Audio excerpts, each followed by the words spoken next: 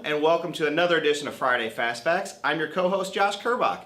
Avery Hodge is unable to join me today as he is still off celebrating America's independence. However, I have a more than qualified co-host who's going to help me with the first installment of a new series in Friday Fastbacks that's all about marketing. I'd like to welcome Sarah Young, our Director of Marketing.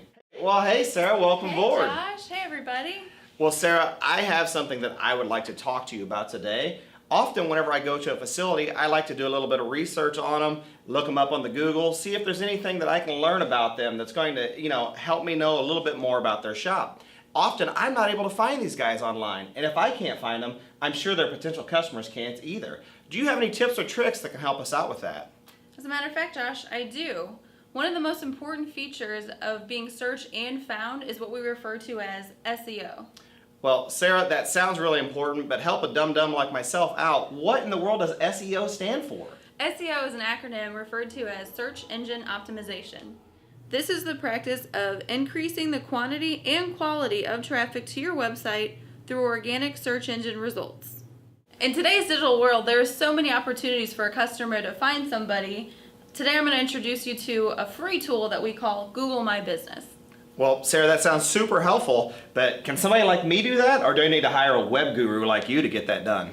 Josh, I tell you what, a guru is not needed for this platform. This free tool is very user-friendly, and the only information you need is information you should already have, including company name, website, directions, address, hours of operation, and business phone. This is also a great place that you can get your customers to leave reviews and have the opportunity to respond to those reviews.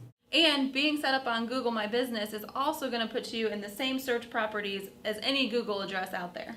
Well, what do I need to do to set up a Google My Business page? All you need is about 15 minutes and a Google email account set up. Pro tip, make sure to set up a new Google email account specific to your business to ensure your account settings filter to the appropriate place. That's awesome, Sarah. That sounds really easy. In fact, so easy that I think even I could do it. Well, Josh, I'm sure if you couldn't handle it, Avery would be around to help you out. But anyway, is there anything else that we can do for you before you take off today? I tell you what, Josh, I could really use one of these. I can handle that. And by the way, what?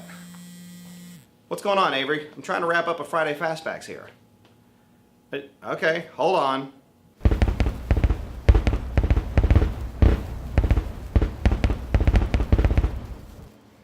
Ah, yes, that was very important. Thank you. And thank you, everyone, for joining us for another edition of Friday Fastbacks. And remember, it's not just a part in the box, it's the original one. And also remember, the 4th of July only comes once a year, unless it's Wednesday. Then it comes Wednesday, Thursday, Friday, and Saturday.